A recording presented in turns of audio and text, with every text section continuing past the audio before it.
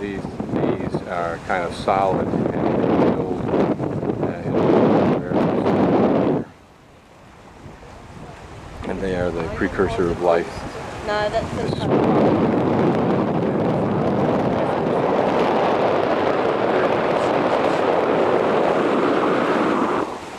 And these are the remains of one of the two kinds. I can't quite figure it out from the guide yet, but these have kind of like dried out and died.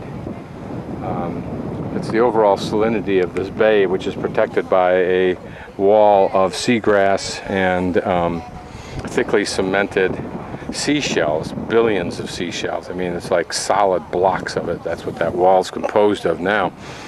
And as a consequence of that wall, this area here is protected not only from the intrusion of animals which would eat this algae or this bacteria, but also from normal seawater, a lot of it at least, enough so that the high temperatures here evaporate a fair amount of water in this portion of this little bay, and that keeps the salinity at the level that these strombalites were at 3.5 to 4 billion years ago. And like the deserts anywhere in the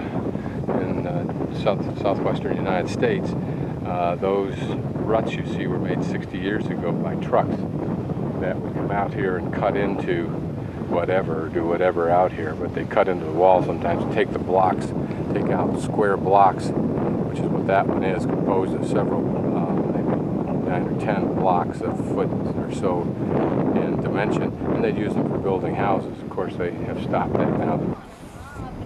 So the placards around here jokingly refer to this as our ancestors.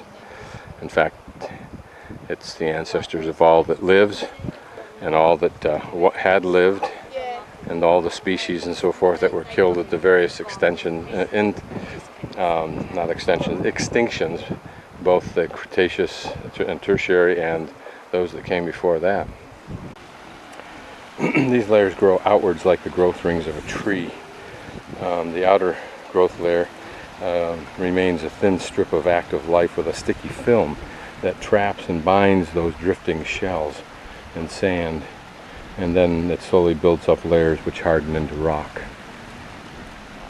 Some scientists believe that the internal growth rings provide information on local environmental changes, and some also believe that the growth rings in our ancient versions of this that are available reflect changes in the length of days, the angle of the sun, and even the rate at which the earth rotated. So that's a kind of a fascinating clue to weather and other major climatic functions on Earth over time. So this soft black mat is also a form of these cyanobacteria. The ones closer to the shore tend to be flat and spongy. The ones with those white patches are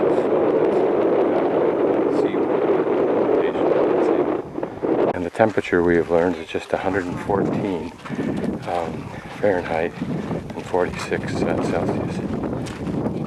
But it's a very dry heat. What it will be like in Darwin, which is tropical, is a whole other issue.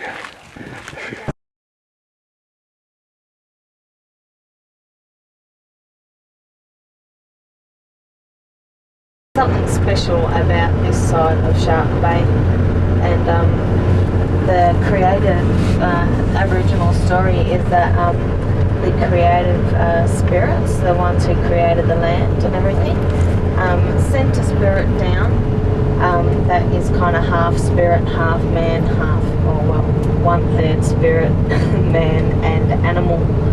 Okay, and they say it's like half man, half dog, and he roams up and down this neck, just trying to protect the other side.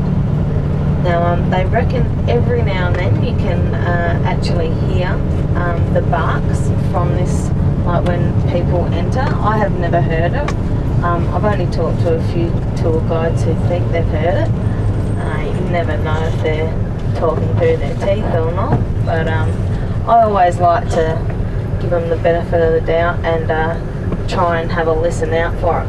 Now we've had good vibes so far, good things have happened for us, So today might be the day. I'll just get you all to open up any window that's near you. This is Shark Beach, and what is immediately noticeable when you look at the beach is the coastal shells. I mean, like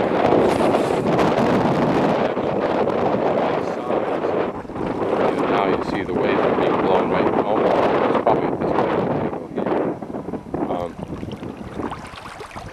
So what the dynamic is that causes this beach to be covered with shells? Where did they come from? Why is the place they came from further out in the ocean, presumably, so populated with shells that it can deposit these kind of numbers on this beach? Without the sand, they just piled up shells. Amazing. I don't know whether I'm standing on a dune or whether I'm standing on an older shoreline. But what's curious, as we move along here, is that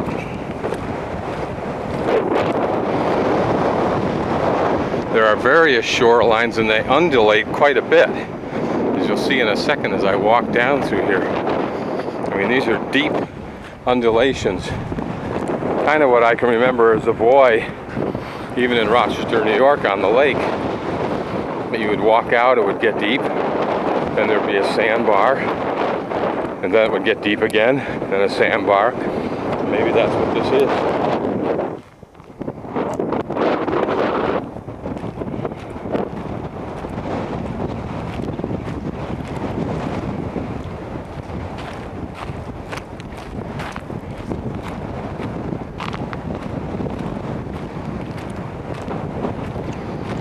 And you can see these are lesser now, but similar, same kind of a dynamic. And all the way up there are still shells. There are occasionally some bigger shells of a different, same design, only the size.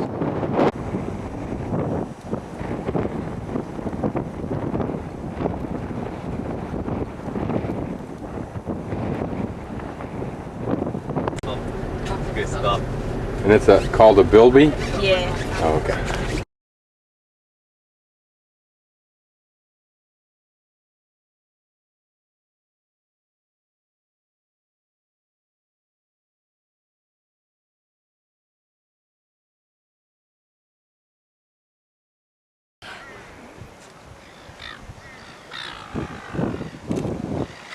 These are dolphins that have been fed for years. So basically they're conditioned to be here. You're not permitted to touch them, you're not permitted to go any deeper than your knees. Relax a bit. Look here.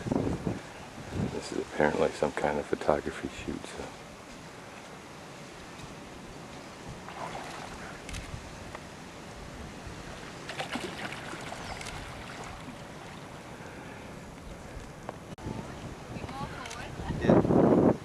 I think this porpoise finds the whole exercise here a little bit curious. Come forward. Mark, you grab me another card out of... There's a couple that are staying aloof from all of this.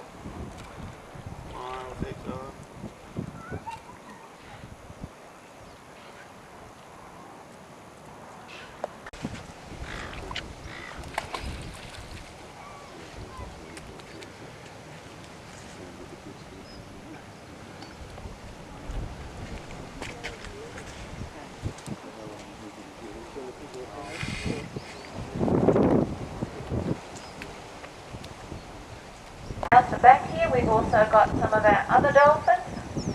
We have got Surprise and her young calf Burden.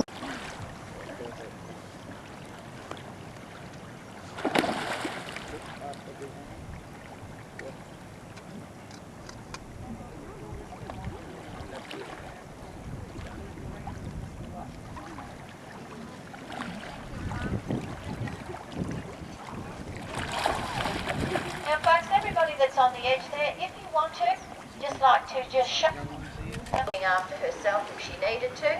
However, she will feed off mum approximately 3 to 4 years. Dolphins just come into visit every 3 to 4 years, more people a chance to feed, and they always have to have those fish head first so that the spines don't get caught in their throat on the way down. This is the vehicle we traveled in from Perth to Broome. I had the front left seat.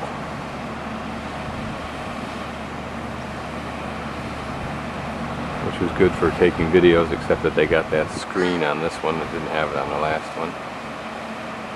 But I still get to shoot a little bit of that I might want to shoot.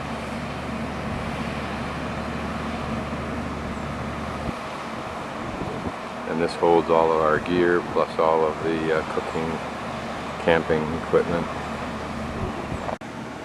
Western Australia is covered with ants of all sizes. Big ones that are like an inch long, and little teeny weeny ones. These are the smallest ones I've found. And lightning speed that they travel. I'm going to try and get as close as I can with this thing.